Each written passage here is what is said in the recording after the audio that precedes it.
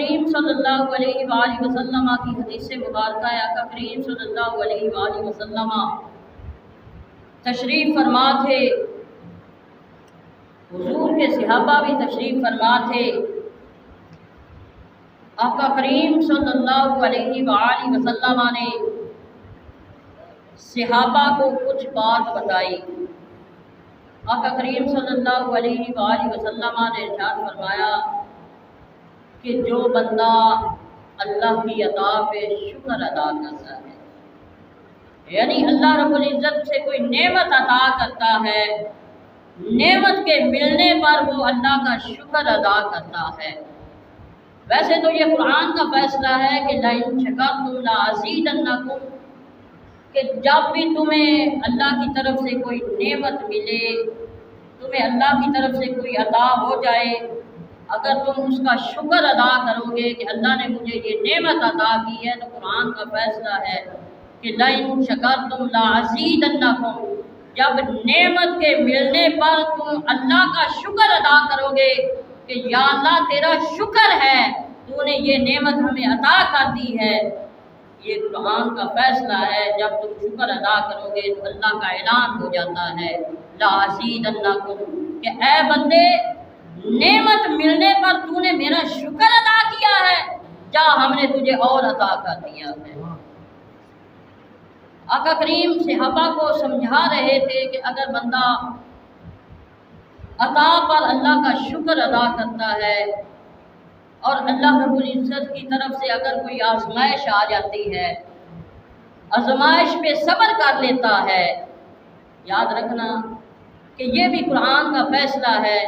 اور آپ جانتے ہیں کہ ہمارا جو جمعے پہ بیان ہوتا ہے وہ یا قرآن سے ہوتا ہے یا حدیث سے ہوتا ہے۔ قرآن کا فیصلہ ہے، قرآن فرماتا ہے کہ وَلَنَبْلُوَنَّكُمْ بِشَيْءٍ مِّنَ الْخَوْفِ وَالْجُوعِ وَنَقْصٍ مِّنَ الْأَمْوَالِ وَالْأَنفُسِ وَالثَّمَرَاتِ وَبَشِّرِ الصَّابِرِينَ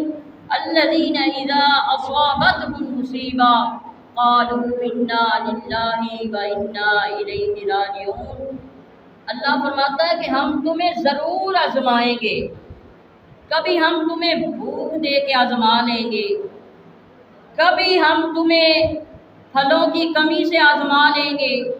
یہاں پھلوں کی کمی سے کیا مراد ہے؟ اگر اس طرف چلے جائیں تو ٹائم چلا جائے گا۔ بہرحال مختصر ترجمہ یہ ہے کہ اللہ فرماتا ہے کہ کبھی میں بندے کو بھوک دے کے آزماتا ہوں، کبھی میں پھلوں کی کمی دے کر آزماتا ہوں، کبھی مال کی کمی دے کے آزما لیتا ہوں۔ لیکن یہ جو ساری آزمائشیں ہیں، بندہ اگر ان پر صبر کر لیتا ہے تو اللہ فرماتا ہے وَبَشِّرِ الصَّابِرِينَ، کہ صبر کرنے والوں کے لیے خوشخبری ہے۔ مثال کے طور پہ اللہ ہمیں آزماتا ہے، کسی نہ کسی طرح اللہ بندے کو آزماتا ہے۔ حالیہ دور کے اندر اگر ہم اپنے علاقے کو دیکھیں تو سیلاب نے بڑی تباہیاں مچائی ہیں، بڑے نقصانات ہوئے ہیں ہمارے ظاہر کے اندر۔ اگر اندازہ لگایا جائے تو اندازہ نہیں لگا سکتے ہم کہ جو سیلاب ہے اس نے ہمارا نقصان کتنا کیا ہے۔ لیکن اگر ہم یہ کہتے رہیں کہ بڑا نقصان ہو گیا، بڑا نقصان ہو گیا، بڑا نقصان ہو گیا، پھر بھی ہمارا نقصان پورا نہیں ہو سکتا۔ ہم ہر وقت یہ کہتے رہیں، بلکہ کچھ لوگ تو معذرت کے ساتھ ایسے ہیں کہ اگر ان کی ایک کینال کے اندر سیلاب کا پانی داخل ہوا ہے تو وہ 2 ایکڑ 4 ایکڑ بتاتے ہیں کہ ہماری بھی 4 ایکڑ جو ہے سیلاب کی زد میں آ گئی۔ بہرحال بات کرنے کا مقصد یہ ہے کہ جب اللہ رب العزت کی طرف سے آزمائش آتی ہے، جس طرح سیلاب کی آزمائش ہے، اگر ہم یہ کرتے رہیں کہ ہم تو مارے گئے، ہمارے پاس کچھ نہیں رہا، پھر بھی ہماری جو وہ فصل ہے وہ واپس نہیں آ سکتی۔ ہاں،